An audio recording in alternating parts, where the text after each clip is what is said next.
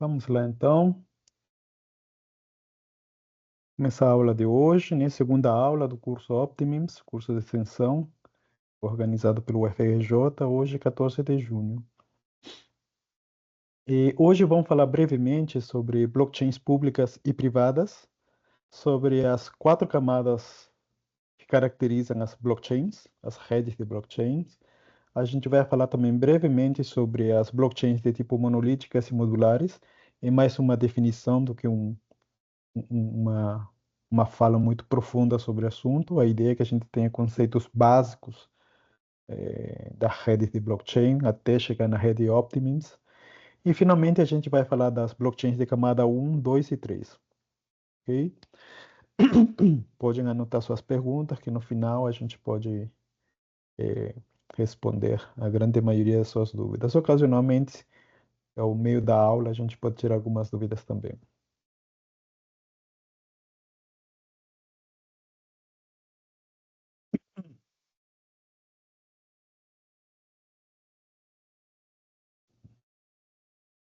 Ok, blockchains públicas e privadas. E isso aqui é uma tabela comparativa sobre o que seria uma blockchain pública e uma blockchain privada. Tá? A princípio não tinha tradução na mesma, então eu vou falar. Eu acho importante, porque eu aproveito e explico. Tá bom? E do lado esquerdo, nós temos as públicas, e do lado direito, nós temos o que seria uma blockchain privada. Ok? O exemplo que eles dão, por sinal, o endereço do site está do lado esquerdo da tabela. O exemplo de uma rede pública de blockchain é, por exemplo, Bitcoin, Ethereum, Solana, Avalanche, ok? Eu arriscaria dizer que a grande maioria das redes de blockchain que cobram taxa de transação, ou seja, cujo modelo de monetização inclui taxas de transação, são públicas. Deve ter algumas exceções aí, mas pelo que a gente conhece, é basicamente isso, ok? Do lado privado, o exemplo que eles dão é Hyperledger. Hyperledger é uma rede de blockchain inicialmente baseada na Ethereum, mas ela não é a Ethereum, tá? Isso tem que ficar claro. Ela é uma rede privada por diferentes motivos. Primeiro, que ela não é descentralizada. Segundo, que o modelo de monetização não precisa ser necessariamente uma taxa de transação, tá bom? Ela é inicialmente desenvolvida pela IBM, se não me engano. As redes de blockchain públicas, como que fica o acesso? O acesso é aberto, ou seja, qualquer pessoa pode participar da rede, contribuindo com a transparência não permissionada, ok? Ou seja, sem permissão. Contribui com a transparência sem permissão, né? Não precisa de permissão para poder participar da rede de uma blockchain pública. Ao contrário, né, o acesso a uma rede privada de blockchain é fechado, onde apenas participantes selecionados são convidados a se juntarem e interagem com a rede, ok? Em termos de segurança, a segurança numa rede de blockchain pública é superior, ok? Porque a descentralização é maior, consequentemente isso aumenta a segurança da rede, tá? Como ela não é aberta, ela não é fechada, perdão, é aberta, e muitas pessoas podem participar sem permissão, ou seja, elas não precisam serem convidadas ou autorização para participar, e não tem nenhuma autoridade central, né, que regule quem pode e quem não pode participar. Isso faz com que a segurança seja bem maior em termos de blockchain pública. Falando na blockchain privada, a segurança é menor. Por quê? Porque são centralizadas, ok? Elas não são totalmente abertas, elas dependem de convite ou de um grupo seleto de pessoas para que possam participar da mesma, ok? Isso minimiza, né? Isso afeta diretamente a segurança da rede, né? Introduzindo pontos de falha em diferentes partes da rede de blockchain. Ok? Então, assim, a gente começa a definir um cenário onde quanto maior a descentralização, ou seja, maior o número de pessoas ou nós que podem participar da rede de blockchain, maior a segurança. ok? E quanto menor o número de participantes, quanto menor o número de nós que podem participar da rede, menor a segurança é, tá bom? Em termos de privacidade, eh, a privacidade é menor, ok? Em termos de uma rede de blockchain pública. Por quê? Porque tudo é 100% transparente, principalmente no ecossistema Ethereum, ok?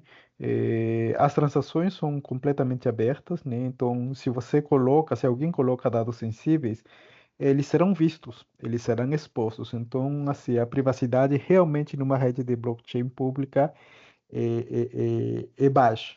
Isso não significa que não exista, né? Eu falei na primeira aula sobre algumas redes de blockchain que oferecem diferentes níveis de privacidade, ok? Mas são redes únicas, são poucas e são únicas. Isso não é o default, isso não é a regra.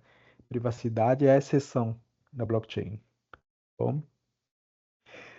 Em termos de blockchain privada, né, a privacidade é maior porque é um ambiente controlado, um ambiente menor, onde cada nó, né, pode ser controlado por uma autoridade central e monitorado, ok?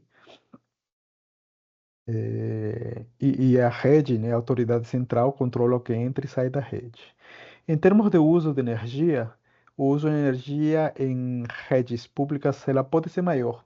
A gente vai ver alguns exemplos agora. Porque a validação das transações através da rede requer um alto poder computacional. De novo, isso depende, isso não é, o que eu diria, não é totalmente consenso, né? Não se aplica a todas as redes de blockchains. Certamente algumas redes de blockchain consomem muito mais energia que outras. Numa rede de blockchain privada, o uso de energia é geralmente menor porque a rede é menor, o número de nós é menor e um ambiente bem mais controlado, ok? A imutabilidade, ou seja, a característica onde os dados on-chain, os dados na rede podem ser alterados é muito maior, né, numa rede pública por conta da descentralização. Cada nó tem uma cópia da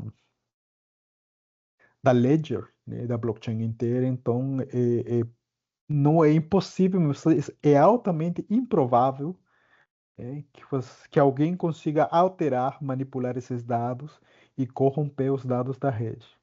Tá bom? Já nas redes de blockchain privadas, né, a imutabilidade é baixa por conta da centralização, né? Os nós são poucos, né? E o controle sobre isso pode terminar escapando, né? Não tem uma descentralização, não tem um número grande de nós que segure a integridade dos dados, tá bom? Dito isto, né, a gente viu no exemplo anterior que o primeiro exemplo que eles dão de rede privada é a Hyperledger, ok? E a Hyperledger, para quem não sabe, especificamente o sabor de tipo Bezo, né, a variação de Hyperledger que chama Bezo, ou Bezu, depende de quem está pronunciando, foi escolhida pelo Banco Central para o desenvolvimento do Drex, ok? A Hyperledger Bezo é uma plataforma blockchain empresarial baseada na Ethereum. De novo, é baseada na Ethereum, mas não é a Ethereum, ele é compatível com Ethereum, tá bom? 82% dos brasileiros não sabem o que é o Drex. Saiu uma reportagem em novembro do ano passado. Obviamente, essa porcentagem já deve ter melhorado, já deve ter mais brasileiros que sabem o que é Drex, mas eu ainda não acredito que supere 50% dos brasileiros. Eu não sei, teria que fazer uma pesquisa. Eu tentei achar esse dado, mas agora à tarde, mas não consegui de maneira fácil. De qualquer maneira, essa notícia é para ilustrar que a grande maioria dos brasileiros ainda não faz ideia do que é o Drex. O Drex é a nova moeda digital, o novo real digital criado, sendo desenvolvido pelo Banco Central do Brasil, e ele vai rodar uma blockchain privada. Tá? Qual que é a blockchain privada? Hyperledger Bezo. Tá? Algumas pessoas é, se confundem com esses conceitos. Eu estive numa palestra, ministrei uma palestra o ano passado sobre privacidade on-chain e tinha uma pessoa que estava de alguma maneira envolvida no desenvolvimento do Drex, né? E quando eu disse que a Hyperledger Bezo era uma rede privada, ela discordou veementemente, né? Enfim, ainda bem que tinha muita gente especializada em blockchain no evento, então explicaram para ele que de fato a Hyperledger é uma rede privada. Não é porque o governo brasileiro, que é uma instituição do governo propriamente dito, escolheu que ela não é privada. Né? Eu sei que é meio contraditório. A princípio, o pensamento lógico é que o governo deveria ter escolhido uma blockchain pública, né, para poder desenvolver o real digital. Mas a privada tem algumas vantagens, né? Principalmente o controle, por ela ser centralizada, por ela ter uma autoridade central como o Banco Central do Brasil, ela pode ser monitorada de perto e ela pode ser, como que eu diria, controlada do jeito que o Banco Central acha que tem que ser controlado. Né? Numa rede de blockchain pública, isso não aconteceria, tudo seria completamente transparente. Dito isto, né, a próxima notícia é que o lançamento do Drex foi adiado para 2025 e o motivo era meio que óbvio, né, mas demorou em aparecer. Segundo o Banco Central, o atraso acontece porque as soluções de segurança e privacidade do Drex não apresentaram a maturidade necessária. Tá? Essa notícia é de 23 de maio de 2024. De novo, né, privacidade é algo raro. Né? A gente trabalha, Rodrigo e eu trabalhamos com privacidade on-chain há 3 anos. A gente ministra palestra, participa de congressos, grupos de discussão. A gente já desenvolveu uma DAP baseada em privacidade on-chain. E fala para todo mundo o que quiser ouvir, mas algumas pessoas realmente não têm interesse e terminam descobrindo só quando elas terminam botando a própria mão delas na massa, né? Vamos lá. E a grande maioria das redes de blockchain, ela tem 4 camadas. A gente vai falar brevemente sobre elas. Ok? E elas são a camada de execução, a camada de consenso, a camada de liquidação e a camada de disponibilidade de dados. Ok? As blockchains, as redes de blockchains, elas oferecem uma grande gama de funções fundamentais que as tornam versáteis para diversas aplicações. Ok? Essas funções são a camada de execução, que basicamente é o tratamento da execução de transações e atualizações de estado, ou seja, de estado da transação. A camada de consenso, que estabelece o acordo sobre as transações e sua ordem. A camada de liquidação, que resolve disputas e facilita as conexões entre as cadeias. E, finalmente, a camada de disponibilidade de dados, que é a comprovação da publicação das transações na rede. Ok? Esse pedaço de texto foi extraído da página do Chorus One. Chorus One é um validador de uma rede de blockchain que chama Celestia. Eu achei isso muito resumido, né? Eu acho que para ter uma ideia. E aqui tem uma versão um pouquinho mais longa, levemente mais longa, né? A camada de execução trata do processamento de transações e contratos inteligentes. A camada de consenso é responsável por chegar a um acordo sobre a ordem correta das transações e o estado da blockchain. Garante que todas as transações sejam válidas e aprovadas pelas redes. A camada de disponibilidade de dados garante que os dados relacionados às transações e ao estado de blockchain estejam disponíveis para todos em todos os momentos. E, finalmente, a camada de liquidação cuida da finalidade das transações, ou seja, quando o bloco é finalmente validado e adicionado na blockchain, o novo bloco, no caso, tá bom?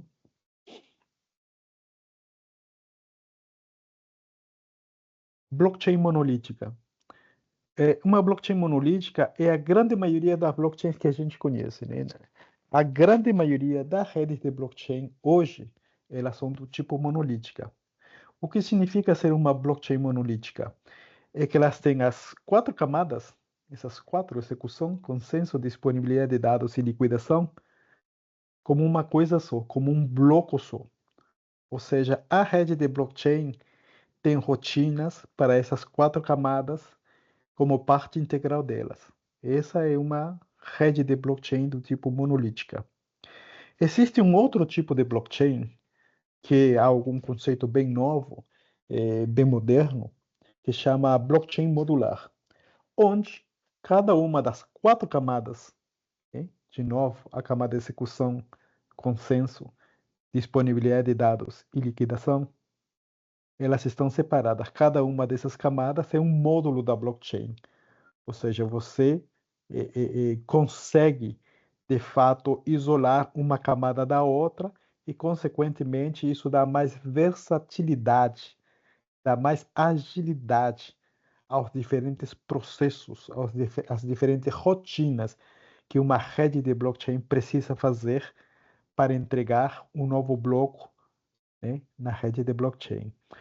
Aqui tem a execução, settlement, que é a execução, liquidação, e o último bloquinho que está na cor roxa aqui é consenso e disponibilidade de dados. Eles juntaram, mas o normal é separar o consenso da disponibilidade de dados. Ok? Se a grande maioria de redes de blockchain que a gente conhece é monolítica, quais são as redes de blockchain modulares? Tem algumas. E as blockchains monolíticas, tais como Ethereum ou Solana, que englobam todas essas funções na mesma cadeia, têm sido o modelo dominante no espaço blockchain. No entanto, a adoção generalizada desses sistemas levantou preocupações sobre a falta de especialização e as elevadas taxas de gás, ou seja, as taxas de transação, durante os picos de utilização, como visto no caso de Ethereum, afetando tanto os utilizadores atuais como os potenciais. Esta questão sublinha a necessidade de soluções mais escaláveis, especializadas e eficientes. Ok? E o número de taxas de transações da rede de blockchains está crescendo exponencialmente. E isso é bom, porque significa que está tendo uma adoção em massa do uso da tecnologia. Por outro lado, ela traz alguns problemas, né? Esse grande aumento das taxas de transação traz problemas computacionais, traz desafios para a rede, que ela precisa crescer, ela precisa escalar. E a ideia é que se a rede de blockchain for uma rede de blockchain modular, ela conseguiria escalar com menos dificuldade. Ela conseguiria resolver essas grandes demandas de taxa de transação e processamento com menos dificuldade, tá bom? Então, a ideia em diferenciar uma rede de blockchain monolítica de modular é justamente essa, que a modular teria a vantagem de poder escalonar, poder crescer, atender essas grandes demandas de taxa de transação com mais facilidade, ok? E qual que é a blockchain modular? O exemplo clássico hoje em dia é a rede de blockchain Celestia. Ela pertence ao ecossistema da Cosmos, ok? Mas ela está colaborando com muitas outras redes, né? Vamos ao texto. Ao contrário de outras blockchains monolíticas, outras redes de blockchain monolíticas, a rede de blockchain Celestia separa a camada de disponibilidade de dados da camada de execução e se concentra apenas na ordenação das transações e na disponibilidade de dados, ou seja, trabalha apenas para provar que as transações são publicadas na rede e estão disponíveis para todos verem. A execução e liquidação das operações fica a cargo do respectivo rollup, como uma rede sem permissão, ou seja, uma rede permissionless, a Celestia usa a prova de participação para garantir seu próprio consenso. Como qualquer outra rede Cosmos, os usuários podem ajudar a proteger a rede delegando seu TIA, ou seja, o token TIA, que é o token da rede Celestia, a um validador como Chorus One, que é o autor desse texto que eu traduzi para o português. Ok? O que são blockchains de camada 1, 2 e 3? A gente viu que todas as redes de blockchain elas estão compostas por pelo menos 4 camadas, né? Mas existe o conceito de camadas nas redes de blockchain, né? O blockchain de camada 1, blockchain de camada 2 e blockchain de camada 3, ok? Em inglês, a gente escuta muito isso como Layer 1, Layer 2, Layer 3, ok?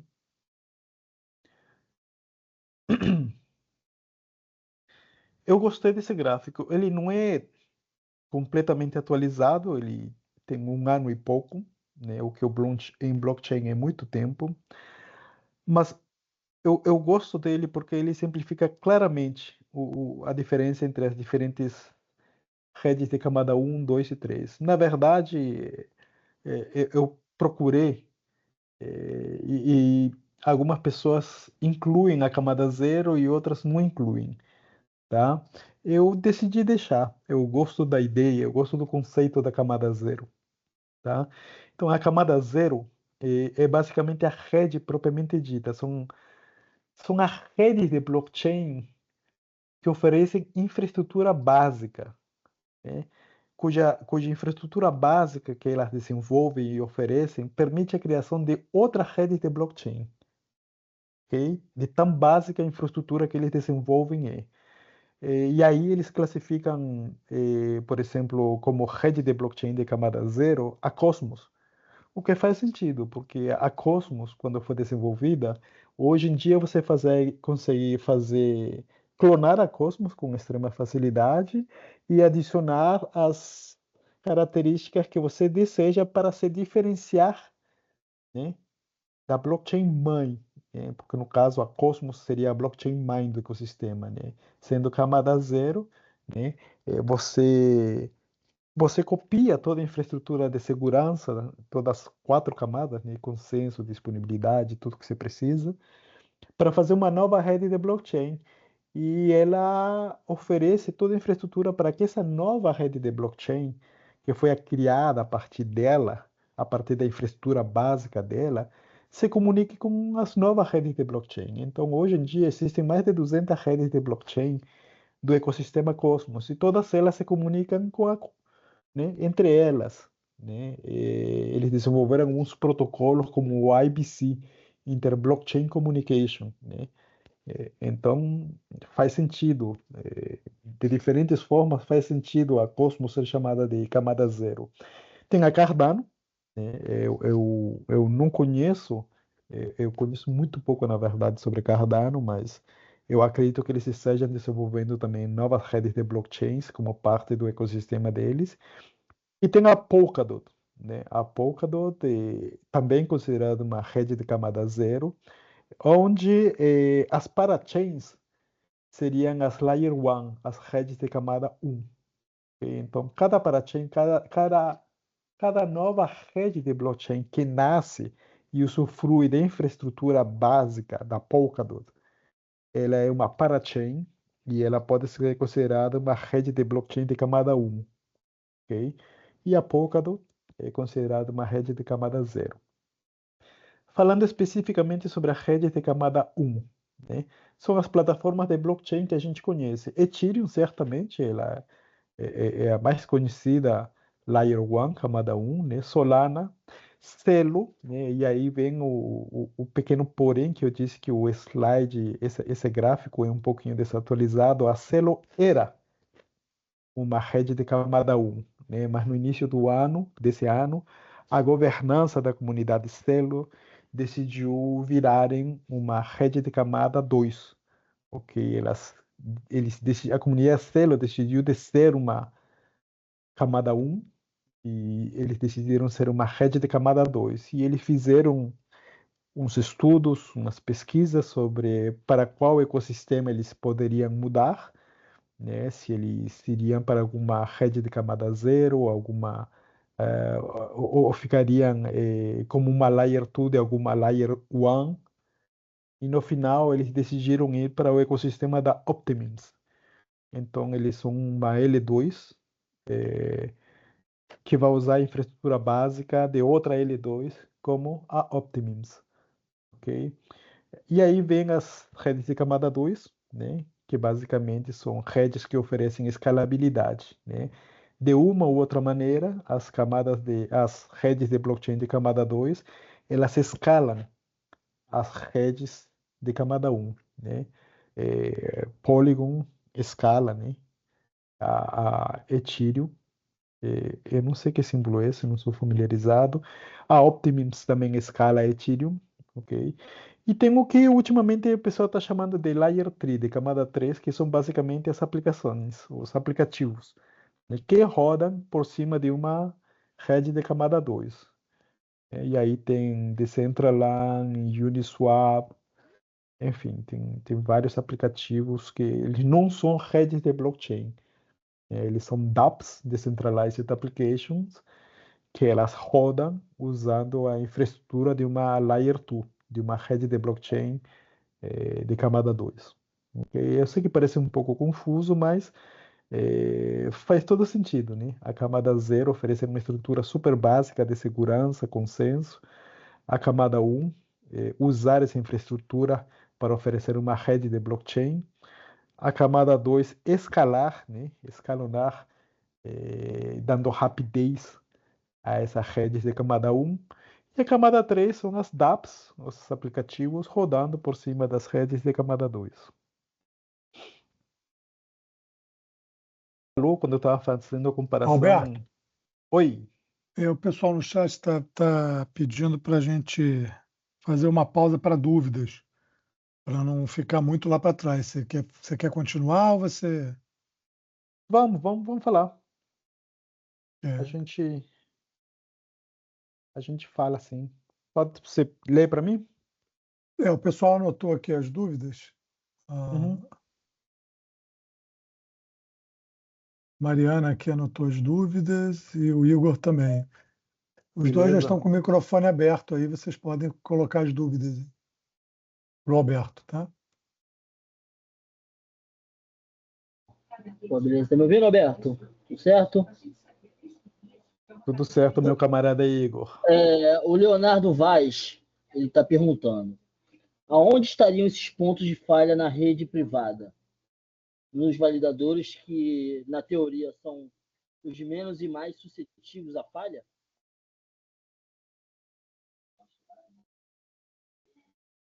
Quer que eu repita, Alberto? Não. Então, deixa eu falar. Não necessariamente porque uma rede privada ela precisa ser falha ou ela precisa ter um monte de defeitos, ok? Vamos começar explicando isso. Essa fala sobre pontos de falha é no contexto comparativo entre redes de blockchain pública e privadas. Se a gente comparar o grande número de nós, né, que seguram uma rede de blockchain pública com o pequeno número de nós que seguram uma rede de blockchain privada, é possível, né, que tenha alguns pontos de falha no meio, né? É, grosseiramente, imagina, é mais fácil derrubar 5 servidores que estejam segurando uma rede privada do que 200 servidores que estejam segurando uma rede pública. Né? É uma comparação grosseira, eu sei, mas é só para exemplificar, tá bom? Beleza, Alberto. Agora o Renan Ferreira de Lima, ele perguntou, se a blockchain fosse aplicada numa instituição educacional, seria mais interessante usar a rede pública ou privada? Pois a instituição precisa ter o controle do bloco, não? Eu acho que cada caso é um caso. Qual é o nome do aluno? É o Renan Ferreira de Lima. Renan, eu acho que cada caso é um caso. Depende o uso específico que as pessoas estão querendo dar à rede de blockchain, né? Eu gosto mais da ideia de blockchain pública e eu explico por quê. Porque a infraestrutura está rodando, ela está sendo mantida por conta das taxas de transação. Então, assim, o modelo de monetização de blockchain é distribuído, né? Então, todo mundo paga uma taxa de transação pelo seu próprio consumo, né? Se você vai consumir alguma coisa na blockchain, você vai pagar uma taxa de transação correspondente a esse consumo que você está fazendo, a esse bloco que você está gerando, ok?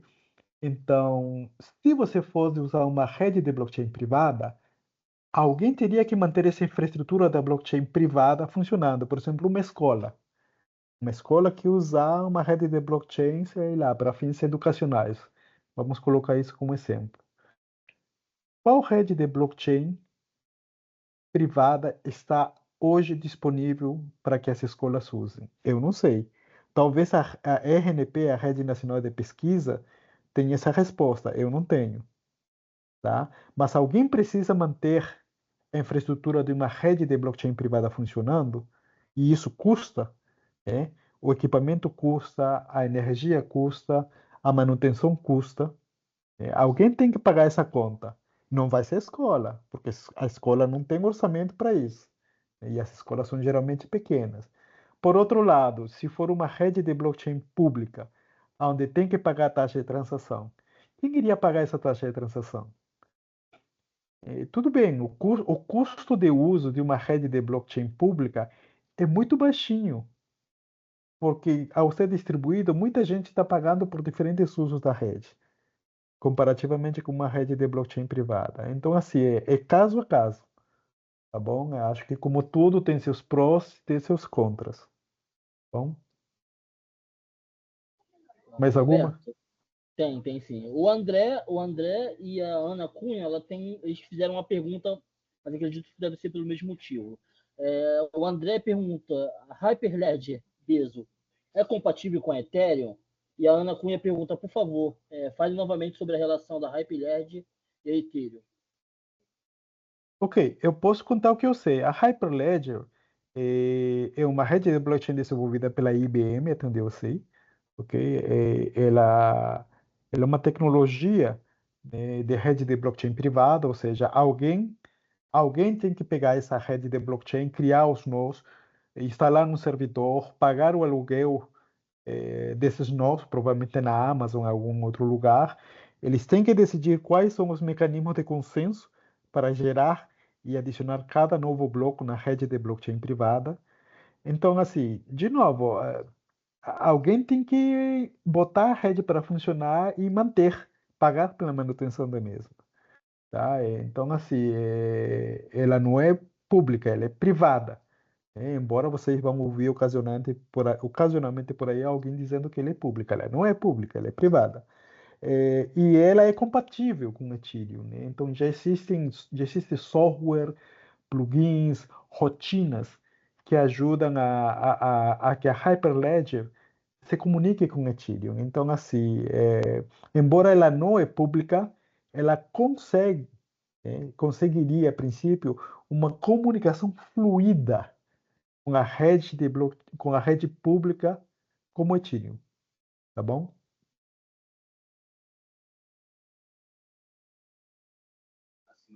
Somente, professor, pode seguir com a aula. Obrigado, Igor. Vou continuar aqui, já está acabando também já. Vamos lá, gente. Gasto de energia de Ethereum. É importante falar sobre esse gasto de energia de Ethereum, porque no começo, quando eu fiz a comparação entre uma rede de blockchain pública e privada, né, tinha uma parte ali que eles falavam de consumo de energia e eles ressaltavam a possibilidade que a rede de blockchain pública gastaria mais energia do que a rede de blockchain privada. De novo, isso caso a caso, tá bom? Depende muito, né? O que gasta energia é o cálculo computacional, né? Quanto mais cálculo computacional você faz por muito tempo, em termos simples, por exemplo, não é a mesma coisa você ter um algoritmo que precise de 5 minutos de computação do que um algoritmo que precise de 3 dias inteiros de computação. Aquele que precisa de 3 dias inteiros de computação vai gastar mais energia, porque ele está demandando o servidor mais tempo ligado e fazendo processamento. Simples assim, ok? Então, assim, Bitcoin é uma rede de blockchain cuja transação é cara.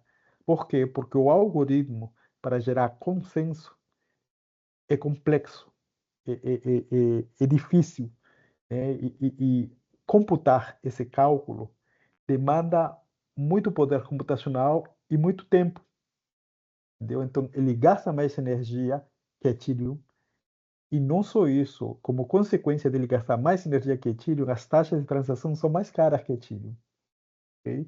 Então, assim, a Ethereum já consumiu muita energia? Sim, né? Quando ela nasceu, o algoritmo de consenso era Proof of Work, que é o mesmo mecanismo de consenso que a Bitcoin usa, né? Proof of Work, né? Prova de trabalho.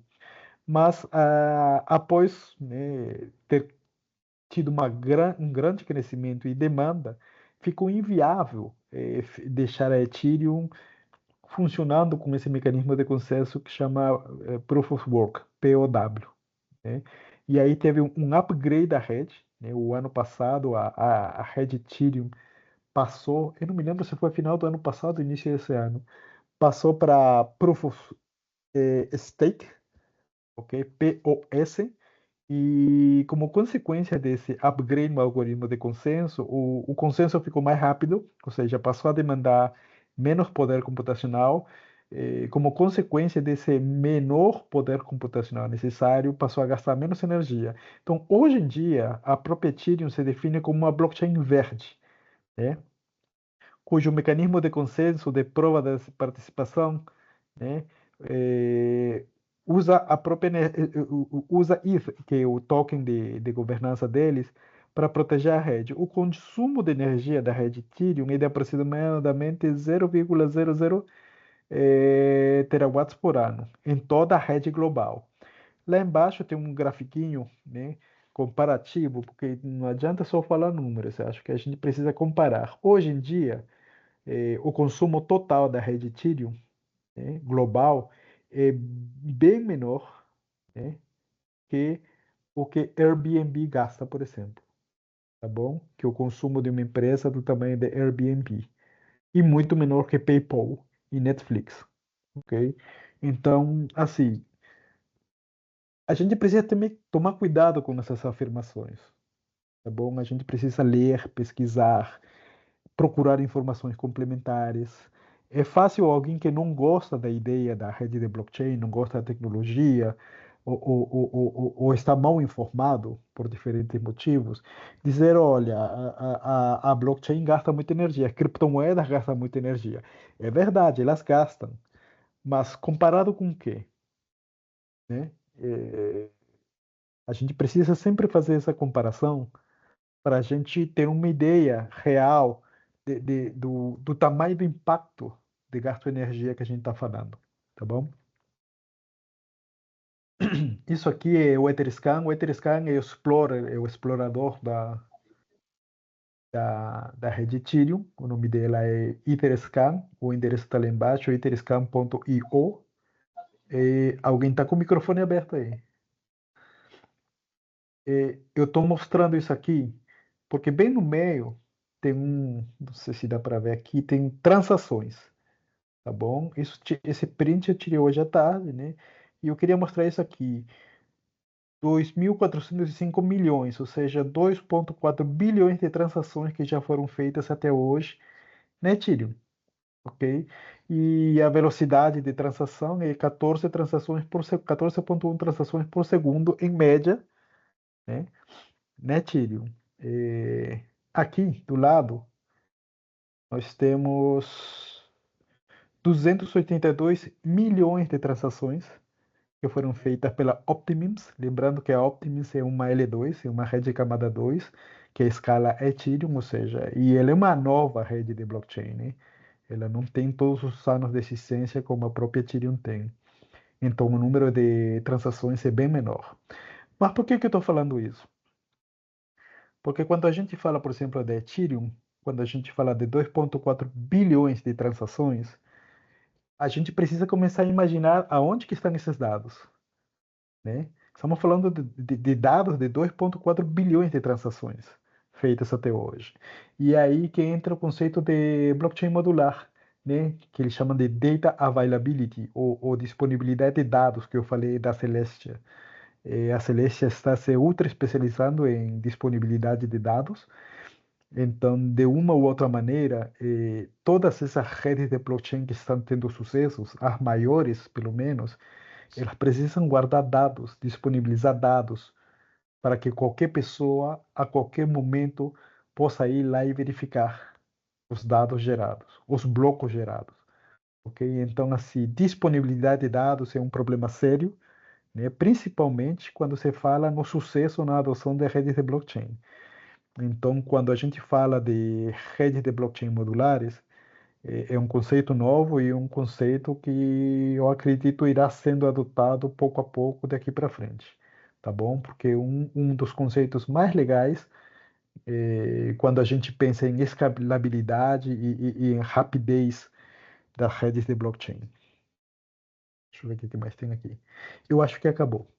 Era isso que eu tinha para falar hoje e estou disponível para dúvidas. Roberto, só para dar um adendo sobre a Ethereum, ela foi lançada em 2015 e a migração, o demerge, né, foi em setembro de 2022. Aí, sobre o que você falou, né? Ela nasce como Obrigado, uma, Igor. ela nasce como uma Proof of Work em 2015, em Uhum. 2022 ela vira uma Proof of Stake. Certo. Obrigado, Igor. Eu realmente não tinha esses dados, assim, até porque a aula de Ethereum é só semana que vem, então a gente vai falar especificamente de Ethereum e na sequência de Optimus na semana que vem. Agora, como eu disse, são conceitos bem básicos mesmo, né? O curso introdutório. A ideia é que as pessoas comecem a se familiarizar com diferentes termos, conceitos. Mas obrigado. Dúvidas?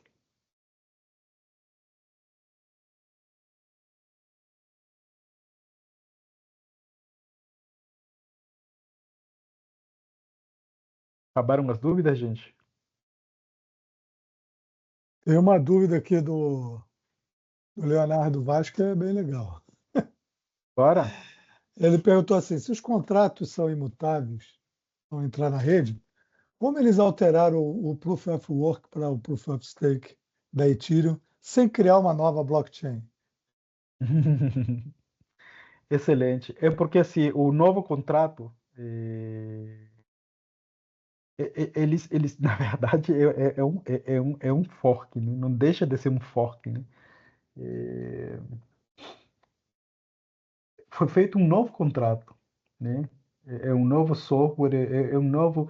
É a segunda vez, eu estou tentando lembrar aqui, é a segunda vez que a Ethereum faz isso. Quando ela foi criada, ela, ela foi hackeada, né?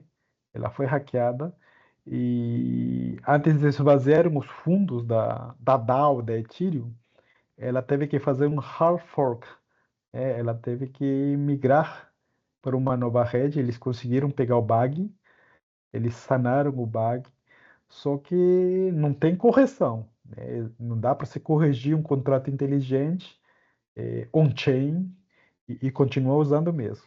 Na verdade, você cria um outro, desenvolve um novo contrato, minta ele, né?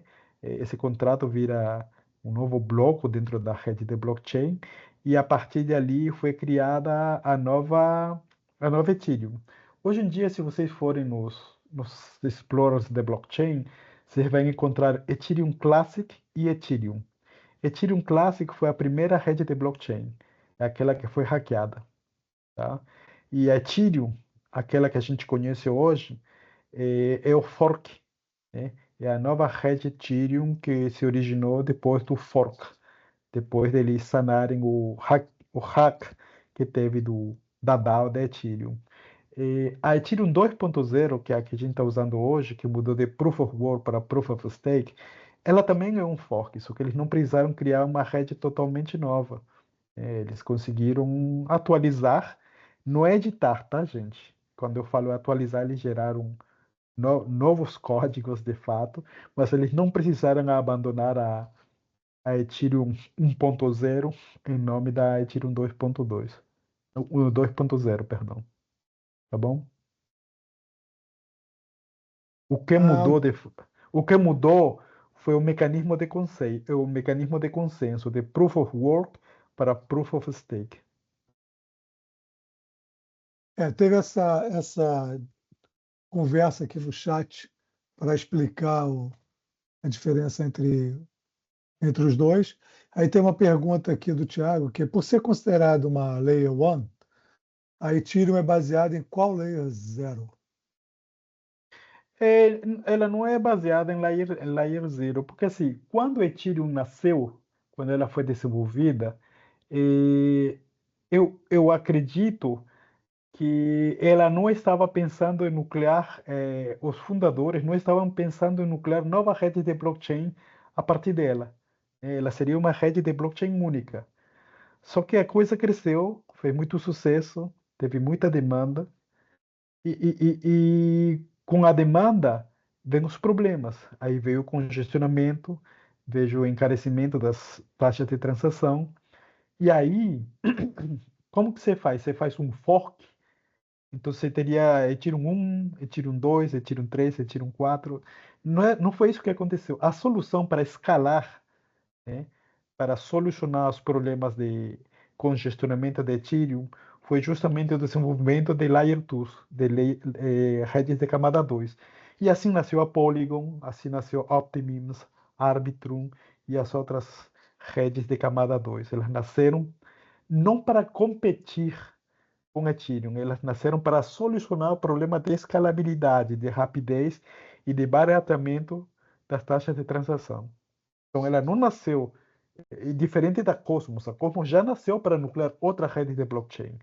A Polkadot também.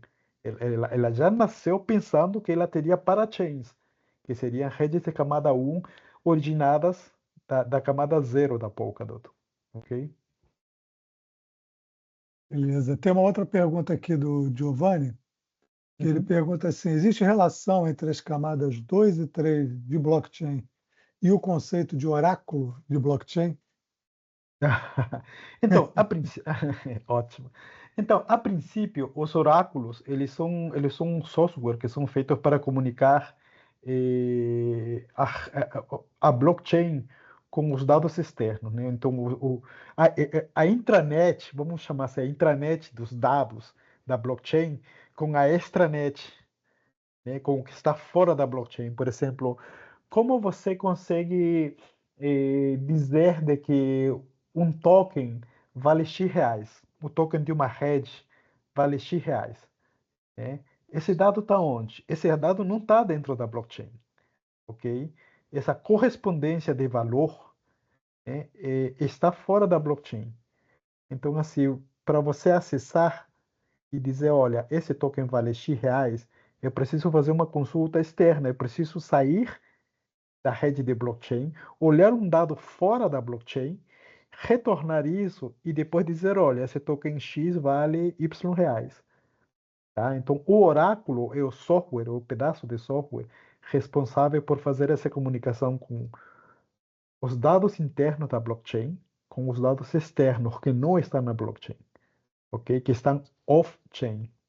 Então, oráculos servem para isso, para comunicar as redes de blockchain com dados externos. Eu não entendi qualquer outra pergunta, não me lembro. Não, não, era essa mesmo. Tá bom. Era essa a pergunta. E aí, o Isaac tinha levantado a mão, não sei se ele quer falar, e tem aqui uma pergunta, não sei se você vai conseguir indicar. O André está perguntando quais seriam as bibliografias que você pode recomendar para entender a matemática que está envolvida nos mecanismos de consenso. Você Bacana. conhece? Não. Mas eu procuro e eu coloco como link de material suplementar lá no AVA. Eu acho legal. Eu acho super legal esse tipo de pergunta. Ela está fora do objetivo do curso. Mas eu acho importante as pessoas terem essa curiosidade e quiserem saber mais, tá bom? Então não deixa de perguntar, tá? A gente vai colocar esses links lá no AVA como material complementar de leitura, tá bom?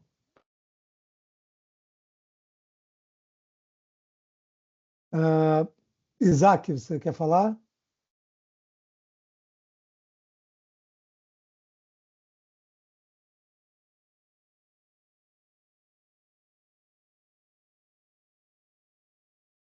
Eu permiti seu microfone, Isaac. Sim, sim.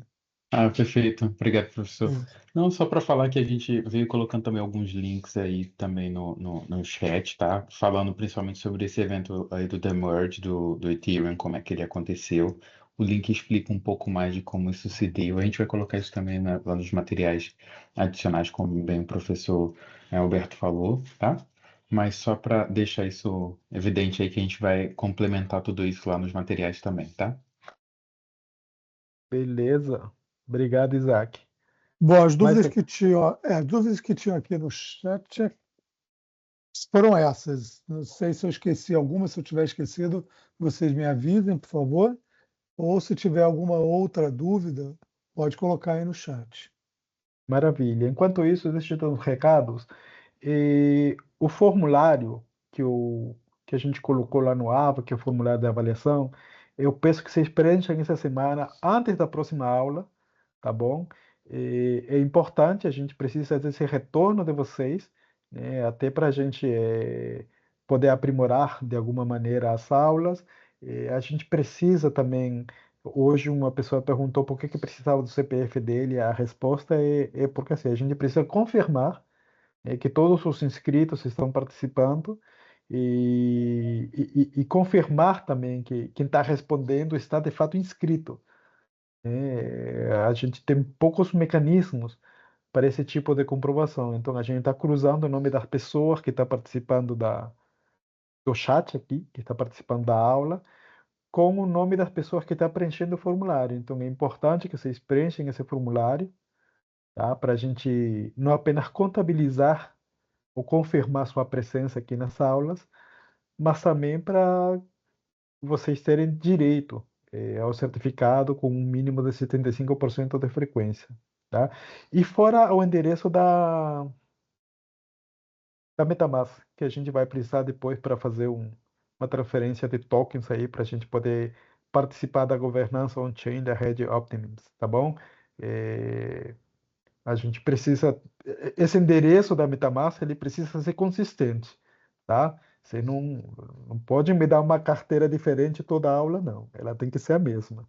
Então, muito cuidado na hora de colar o endereço da carteira, porque ela é bem importante para fins do conteúdo da aula, tá bom? Se não Então, tiver mais nenhum. no próximo curso a gente vai usar só o wallet. A gente não vai nem precisar pedir o CPF. Mas tem aqui assim, quem infelizmente não pode ir terá que preencher o formulário também. Quem não pode ir aonde? Eu não entendi, Tiago.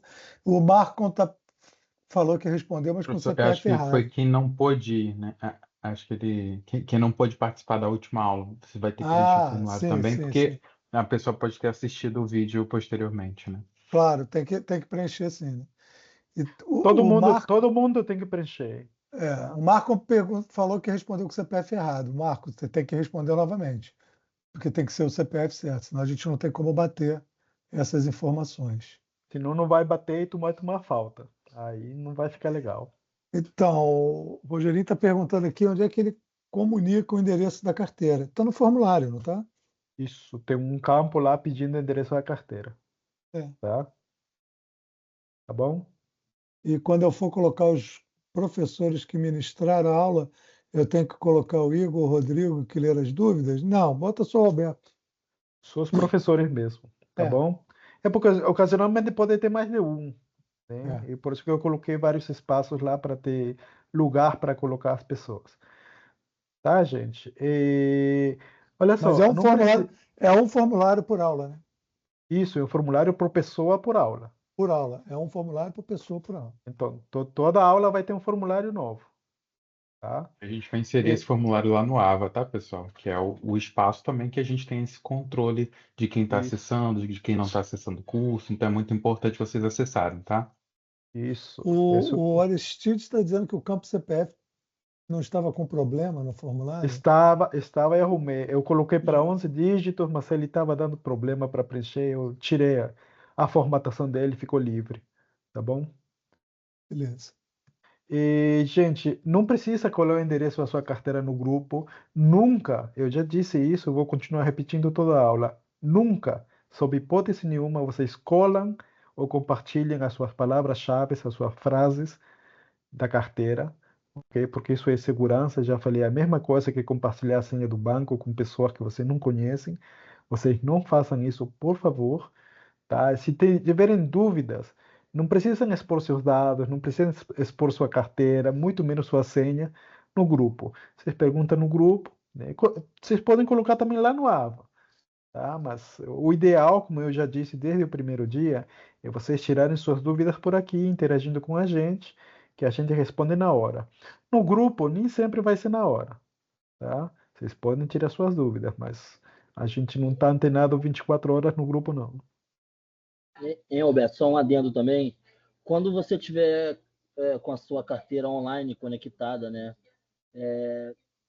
Não clique no link que você não tenha certeza, tá? Não faça isso, porque golpistas podem drenar a sua carteira Uhum. através de um link. Então, muito cuidado, sempre verifique, tá? O link que você está clicando, tá? Porque isso pode te causar muito prejuízo. Perfeito. É comum, tá? É mais comum do que a gente acha, as pessoas te mandarem ofertas nos grupos de discussão, nas redes sociais. Ah, clique nesse link, NFT de brinde, NFT não sei o quê, token, airdrop, não sei o quê. Clique no link. Esses links, eles geralmente pedem a autorização da tua carteira para eles drenarem qualquer token que você tiver. Então, assim, não caia nessa. Tá? Então, não saiam clicando em qualquer link. Na dúvida, perguntem para pessoas mais experientes. Mas clicar sem saber, sem ter certeza, nunca. Ok, gente? Até quando o formulário 1 pode ser respondido, para não levar A- falta? Até um dia antes da aula que vem. Então, até quinta-feira da semana que vem. Tá bom? Mais alguma dúvida, gente? Acho que não, por enquanto. Maravilha, gente. Era isso. Já tem bastante conteúdo. Amanhã ou segunda-feira, melhor segunda-feira, a gente coloca os slides da aula de hoje lá no AVA. Tá bom? Aí quem A aula a gente demora um pouquinho para colocar no YouTube, porque tem que editar, tem que subir. Aí o YouTube tem sua própria rotina de verificação de conteúdo, então não fiquem muito ansiosos, tá? Eu acredito que segunda ou terça-feira a gente consiga colocar o vídeo dessa aula lá no YouTube, tá bom? Uma boa noite para todo mundo, um grande abraço e um bom final de semana para vocês. Boa noite, professor. Boa noite. Boa Tchau, noite, tchau. Alberto. Boa noite a todos. Boa noite a todos.